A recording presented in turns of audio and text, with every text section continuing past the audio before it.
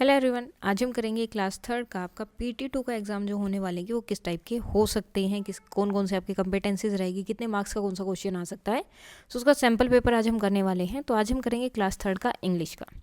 कंपेटेंसीज है आपकी reading 10 marks का, यानी कि आपका पैसेज दिया होगा वो अनसीन भी हो सकता है, सीन भी हो सकता है, दोनों हो सकते हैं। देन राइटिंग 5 मार्क्स का है, ग्रामर 5 मार्क्स का रहेगा। राइटिंग में जो आपने बुक में किए हैं क्वेश्चन आंसर वही रहेंगे।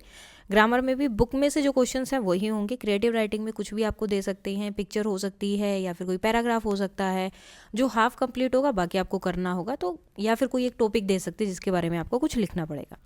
स्पेलिंग गलत स्पेलिंग होंगी या फिर जंबल वर्ड्स होंगे, इस तरह से होंगे जिनको आपको सही करके लिखना है। टोटल होगा आपका 30 मार्क्स का।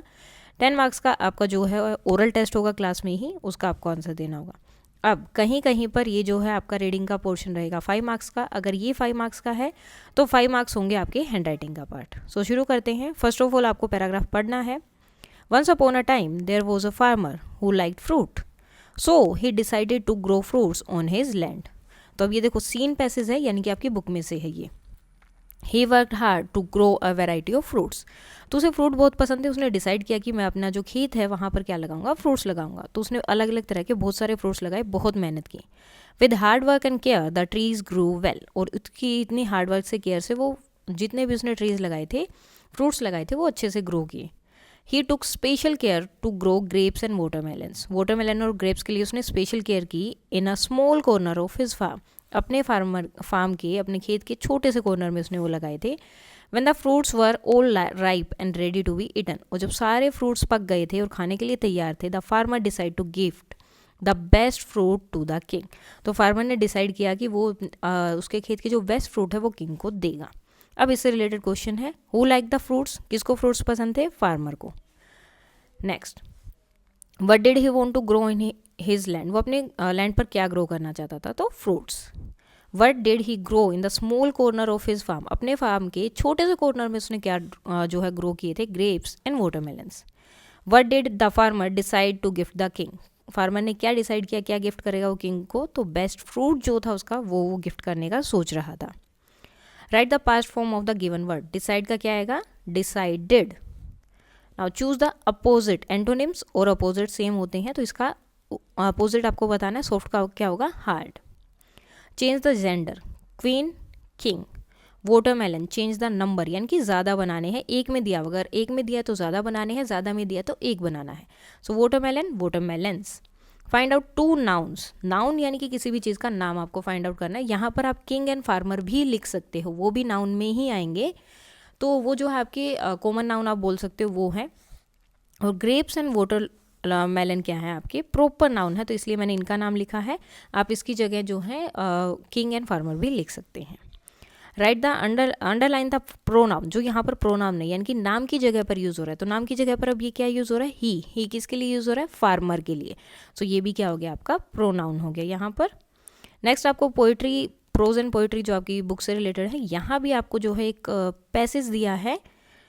If all the laddoos were one laddoo, अगर सारे लड्डू को मिलाकर एक लड्डू बना दिया जाए, oh what a big laddoo it would be, तो ये कितना बड़ा हो जाएगा।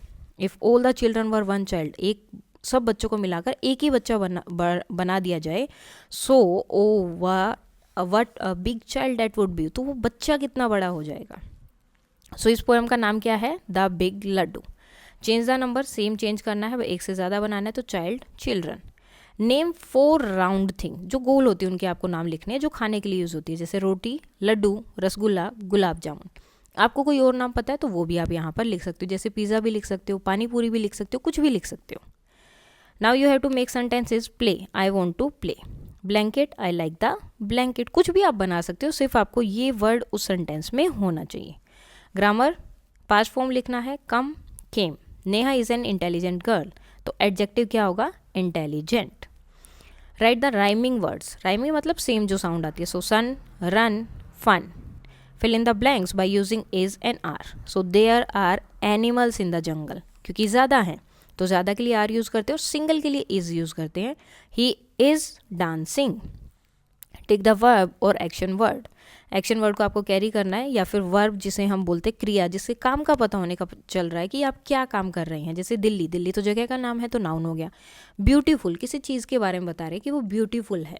ठीक है, ये एडजेक्टिव हो गया। कैरिंग यानी कि कुछ आप कैरी कर रहे हैं तो क्या हो गया, काम हो गया। So caring is the action word और वर्ब।